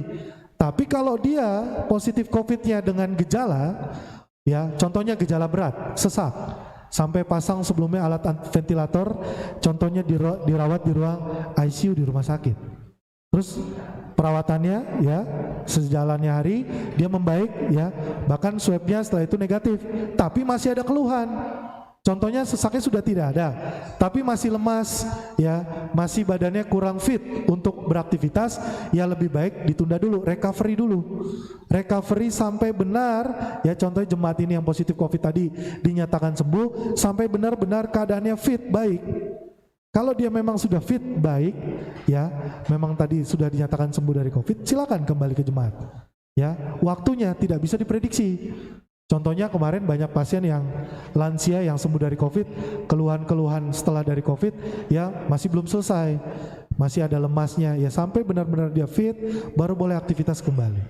Ya sejauh ini tetap pasca dia sembuh dari COVID, apalagi masih ada keluhan, biasanya masih dalam pantauan tenaga medis, harus kontrol kembali, contohnya balik ke rumah sakit. Seperti itu Pak Pendeta, terima kasih untuk pertanyaannya. Mungkin terakhir ibu yang di belakang, ibu yang ini dulu ya, baju putih, habis itu di belakang.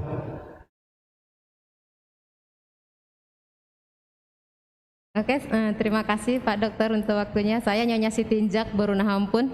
Iya, silakan. Untuk Ibu. menyambung kembali tadi pertanyaan masalah swab antigen ya, Baik. Dok. Kalau swab antigen itu apakah bisa disarankan untuk dilakukan follow up?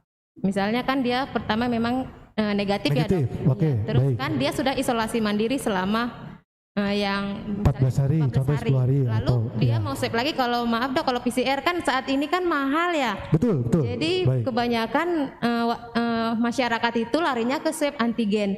Nah, apakah swab antigen itu bisa untuk jadi follow up? Itu yang pertama, Dok. Oke, baik. Yang kedua, jika di dalam satu rumah misalnya ada yang positif, dia sudah swab misalnya ada 5 orang ya, Dok. Baik. Yang 3 positif dan 2 negatif. Tapi mereka sudah kontak erat, tinggal satu rumah.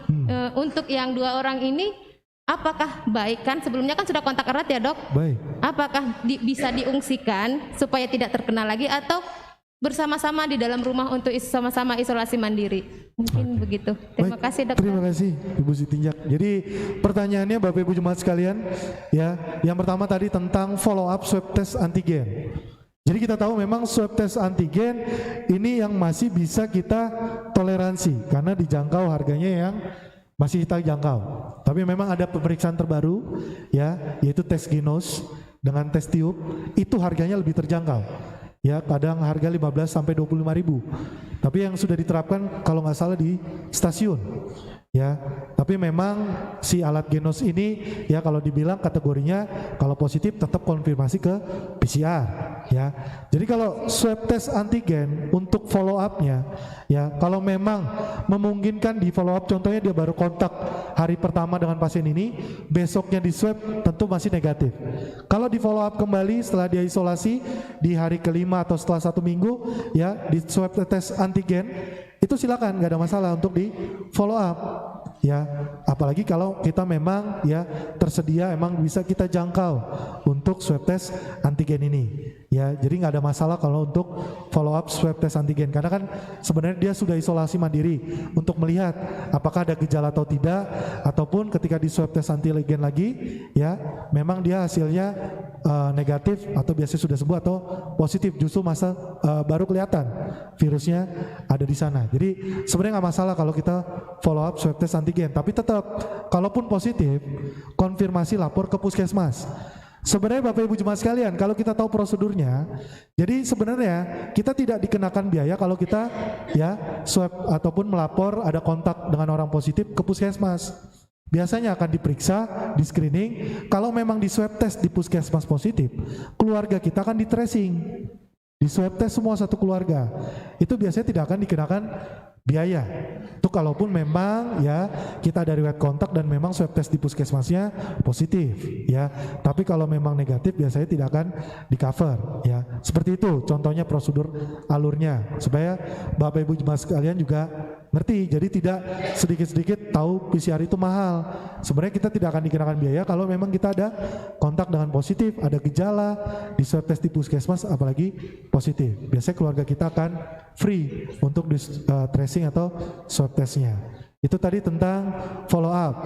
Lalu yang kedua adalah izin Ibu tentang apa tadi? Oh, satu rumah. Oke, baik. Jadi kalau satu rumah Bapak Ibu jemaat sekalian ada 3 orang yang positif COVID, 2 orang lagi negatif. Apakah yang 2 orang ini ya tetap tinggal di satu rumah itu atau diungsikan? Yang memang lebih baik adalah dibedakan. Apalagi yang 3 orang setelah positif ini tidak ada gejala sama sekali ya. Dan biasanya kalau rumahnya kan kalau kita isolasi mandiri sebenarnya dipantau dulu oleh tenaga medis, dilihat kriteria ya, apakah tempat tinggal, tempat isolasinya itu sudah ya sesuai dengan anjurannya. Kalau memang rumahnya berdempet-dempetan, ada orang isolasi mandiri di situ, sebenarnya tidak dianjurkan, justru berbahaya ke tetangga yang lain ya. Tapi kalau memang kriterianya halamannya juga ada, kamar mandinya contohnya ada di dalam kamar ya, ada beda juga kamar, ada kamar mandinya, itu nggak masalah ya, karena tetap di isolasi mandiri itu akan dipantau oleh tenaga medis, contohnya dari puskesmas, entah itu nanti tenaga puskesmasnya yang datang ke sana atau nanti bisa melalui video call. Lalu kalau 2 orang yang negatif tadi lebih baik dibedakan tempat tinggalnya. Atau kalau perlu tidak punya tempat tinggal yang lain Pak Dokter, ya boleh yang 3 orang positif tadi mungkin bisa ditaruh di tempat isolasi yang sudah disediakan pemerintah khusus yang tidak ada keluhan sama sekali. Contohnya kalau di Jakarta kan di Wisma Atlet. Saya belum tahu nih di Bogor ataukah disediakan satu gor tempat isolasi atau tidak. Ya ada ya, berarti ya ada. Itu bisa nanti kalau memang ada tempatnya bisa di situ kalau memang tempat tinggal kita tidak tadi memungkinkan. Mungkin seperti itu Ibu untuk pertanyaannya. Silakan Ibu yang terakhir. Oh sana. Oh silakan, ini dari pemudanya. Ya silakan. Dengan siapa? Saya dengan Johannes. Johannes. Ya gimana Johannes? Ya. Oh Jose. Ya Jose Tambunan. Ya, terima kasih kesempatannya Pak Dokter. Saya mau tanya, tadi kan saya mau tanya tentang vaksin nih. Kenapa anak atau orang yang di bawah 18 tahun itu belum boleh ikut divaksin? Oke. Padahal wacananya sudah banyak bahwa sekolah akan dibuka gitu kan ya. Oke. Dan kita pasti bakal berinteraksi dengan banyak orang. Nah, kenapa kita belum boleh ikut divaksin? Yang pertama. Dan pertanyaan yang kedua, saya juga sempat baca di berita bahwa penyakit COVID-19 ini akan menjadi endemik gitu ya Dok. Mohon dijelaskan gitu. Terima kasih. Oke, terima kasih Jose untuk pertanyaannya. Ini pertanyaan yang bagus ya. Ini berkaitan dengan vaksin tadi. kenapa Pak Dokter usia di bawah 18 tahun itu tidak dapat prioritas untuk divaksin. Ya, sebenarnya bukan tidak divaksin, tetap nanti akan divaksin. Tapi banyak faktor dulu, ada proses ataupun prioritas yang harus disuntikan terlebih dahulu, khususnya di usia dewasa ataupun lansia. Kenapa anak-anak tidak diprioritaskan Pak Dokter? Yang pertama, karena anak-anak usia remaja itu sedang dalam masa proses tahap tumbuh kembang. Proses daya tahan tubuh imunitasnya juga sedang grafiknya menaik.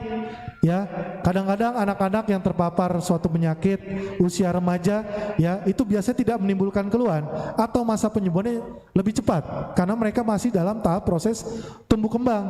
Proses imunitasnya sedang naik ya, belum sampai di puncaknya. Jadi tetap ya akan dapat vaksin. Kalau nanti tetap jadwalnya akan beda. Ya, karena kemarin dari dokter anaknya pun ya belum memberikan publikasi secara langsung ya kapan saat yang tepat si anak ini nanti dapat vaksin khusus COVID-19. Tapi bukan berarti tidak dapat vaksin, tetap akan dapat ya, tapi tetap ada prioritas dulu yang disuntikan terlebih dahulu. Jadi disuntikannya ke orang-orang yang rentan terlebih dahulu terpapar oleh COVID-19. Ya, kita doakan sebelum nanti tatap muka sekolah dibuka pertengahan tahun yang rencananya ya anak-anak sudah ya mulai divaksin ya, entah itu nanti dengan jadwal yang berbeda-beda ya. Jadi seperti itu pertanyaan yang pertama Jose. Lalu yang kedua tentang COVID ini ada wacana jadi endemi. Ya, jadi sebenarnya kalau ditanya COVID ini ya akan jadi endemi, sebenarnya tidak akan jadi endemi. Ya, kenapa saya bilang seperti itu? Kalau tadi kita bisa ya menerapkan ya pencegahan dengan baik. Ya, endemi itu sebenarnya banyak ya, sudah terjadi penyakit-penyakitnya seperti malaria, seperti demam berdarah, ya. Ya, mungkin emang akan berdampingan dengan kita asal kita tetap tahu pencegahannya, kita bisa mengkontrol wabah ini, yang pandemi ini dulu ya. Kalau untuk wabah-wabah selanjutnya ya, kalau ini pandemi bisa berjalan dengan baik, saya rasa ya untuk endemi dan lain-lainnya pasti bisa terkontrol dengan baik. Mungkin yang di berita yang disebutkan tadi itu tidak akan terjadi kalau kita bisa mengkontrol wabah pandemi ini yang terlebih dahulu dengan baik. Seperti itu, Jose. Terima kasih pertanyaannya. Mungkin cukup jelas, Bapak Ibu Jemaat sekalian. Ya, terima kasih dari saya untuk diskusi siang hari ini. Ya, untuk paparan saya tadi semoga berguna dan semoga nanti bisa dibagikan ke jemaat-jemaat yang lain yang belum dapat hadir di gereja pada siang hari ini. Jadi izin sebelum kami tutup, sebelum saya tutup dan tim Velox, Bapak Ibu Jemaat sekalian, kami dari tim Velox ada jargon, ada yel-yel ya, supaya kita semangat dalam menerapkan protokol kesehatan di era adaptasi kebiasaan baru. Izin Bapak Ibu Jemaat sekalian kita bisa bangkit berdiri. Jadi instruksinya dari saya, Bapak Ibu Jemaat sekalian, ini ada di depan sebenarnya ya, yel-yel kata-katanya. Dari saya, kalau saya bilang bersama kita menghadapi corona, Bapak Ibu Jemaat sekalian kita bilang sambil kita kepalkan tangan, bilang begini, Indonesia bisa ya. Kalau saya bilang lagi adaptasi kebiasaan baru, kita bilang lagi bersama, Indonesia pasti bisa. Oke, contoh dulu Bapak Ibu Jemaat sekalian, hitungan ketiga dari saya, 1, 2, bersama kita menghadapi corona, Indonesia bisa. Adaptasi kebiasaan baru, Indonesia pasti bisa. Oke, itu contohnya seperti itu. Kali ini sekali lagi, oke. Mau didokumentasikan? Kita ulangi sekali lagi, yang kompak, yang keras suaranya. Hitungan ketiga, 1, 2, bersama kita menghadapi corona, Indonesia bisa. Adaptasi kebiasaan baru, Indonesia pasti bisa. Oke, terima kasih Bapak Ibu Jemaat sekalian, silakan duduk kembali. Dari saya terima kasih ya atas perhatiannya, mohon maaf kalau saya ada yang kurang. Sekali lagi selamat siang, shalom.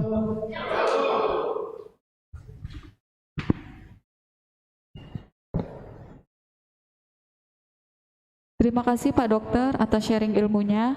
Kegiatan kita juga didokumentasikan dan akan kita upload videonya besok di YouTube kita Velox Team. Bapak Ibu sekalian mungkin bisa subscribe, kemudian bunyikan loncengnya untuk apabila kita sudah upload bisa tahu gitu. Jangan lupa di like. Acara selanjutnya, acara kita terakhir yaitu penyerahan simbolis berupa masker, vitamin, hand sanitizer, termogan, dan sprayer elektrik dari tim Velox kepada gereja. Kepada koordinator tim Velox dan Bapak Pendeta, mohon kesediaan waktunya.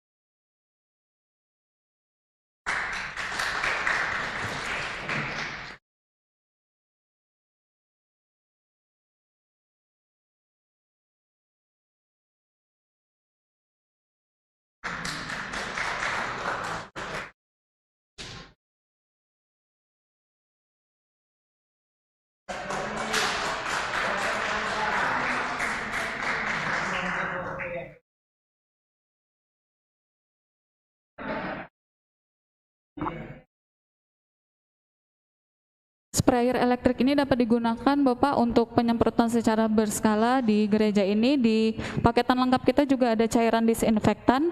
Mohon izin. Satu tutup botol ini untuk full dicampur dengan air di sprayer elektriknya, Pak.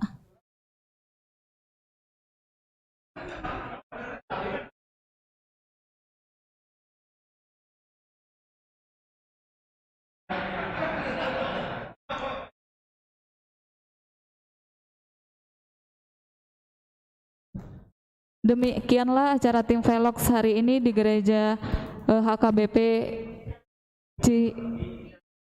Bincarung, Kota Bincarung, Bogor. Lebih dan kurang tim Velox mohon maaf apabila ada kesalahan kata penyebutan, kami mohon maaf.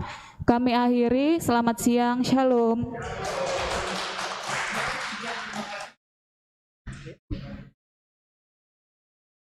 Ya, kami dari HKBP Bincarung mengucapkan terima kasih atas kunjungan dan pemaparan pada hari ini dan juga bantuan yang diberikan ke jemaat HKBP Bincarung.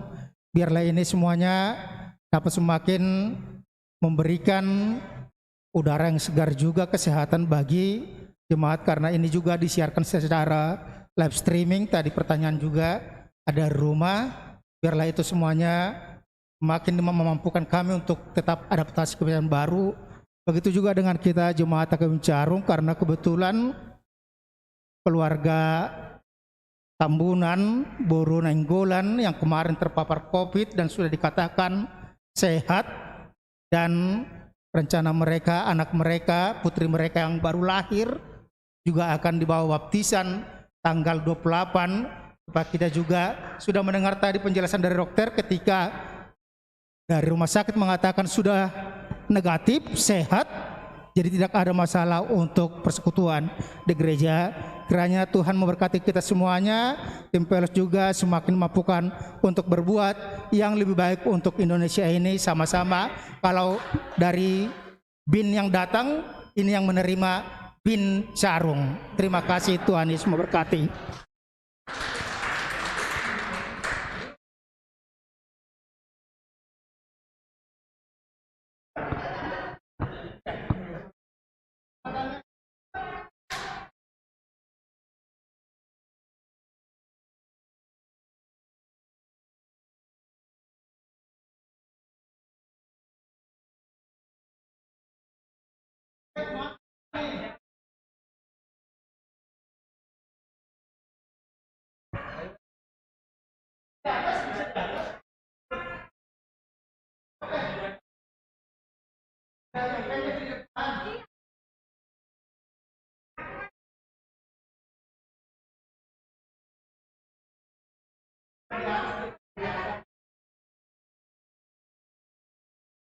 Izin mungkin fotonya juga jaga jarak Bapak Ibu.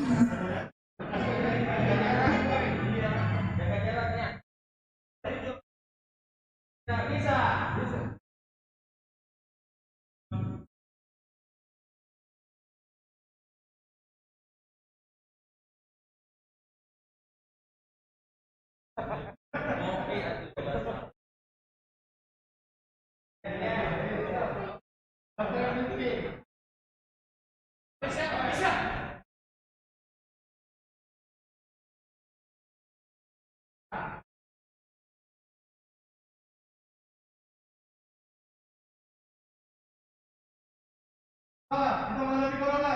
Indonesia bisa. Pasti baru. Indonesia pasti bisa.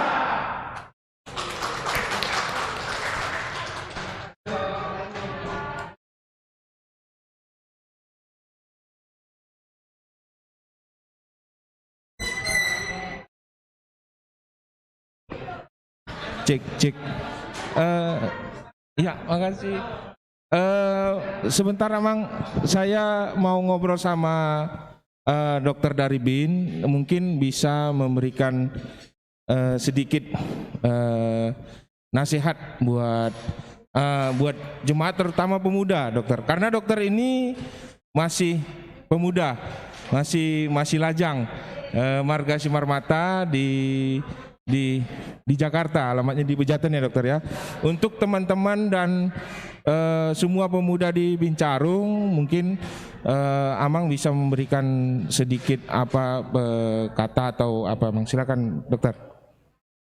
Oke, terima kasih ya. Khususnya untuk para pemuda dan juga pemudi Naposo yang ada di HKBP Bincarung, ya pesan saya ya, intinya di usia muda kita ini ya, tetap kita mengetahui wabah pandemi memang sedang terjadi atau sudah terjadi dan sekarang masih proses terjadi di Indonesia.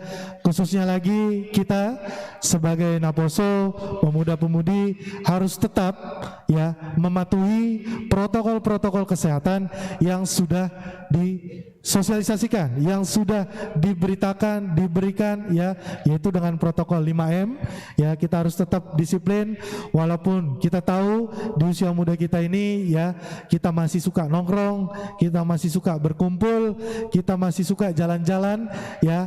Untuk di masa pandemi ini ya, pesan saya kita tahan terlebih dahulu, kita tunda sampai benar-benar keadaan di pandemi ini selesai, sudah stabil dan tidak ada lagi orang-orang yang terpapar COVID atau yang sakit karena COVID ya. Karena ya kita mau nongkrong, kita mau jalan-jalan atau kita mau bertemu dengan kawan-kawan yang lain, sebenarnya sudah ada solusinya, yaitu kita bisa laksanakan yaitu melalui virtual dengan Zoom ya, tanpa mengurangi rasa kedekatan kita, tanpa mengurangi rasa kekeluargaan kita.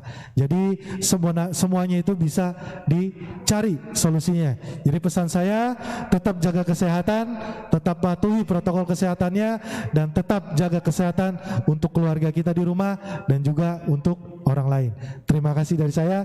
Seperti itu, selamat siang, shalom. Terima kasih dokter. Ya, makasih.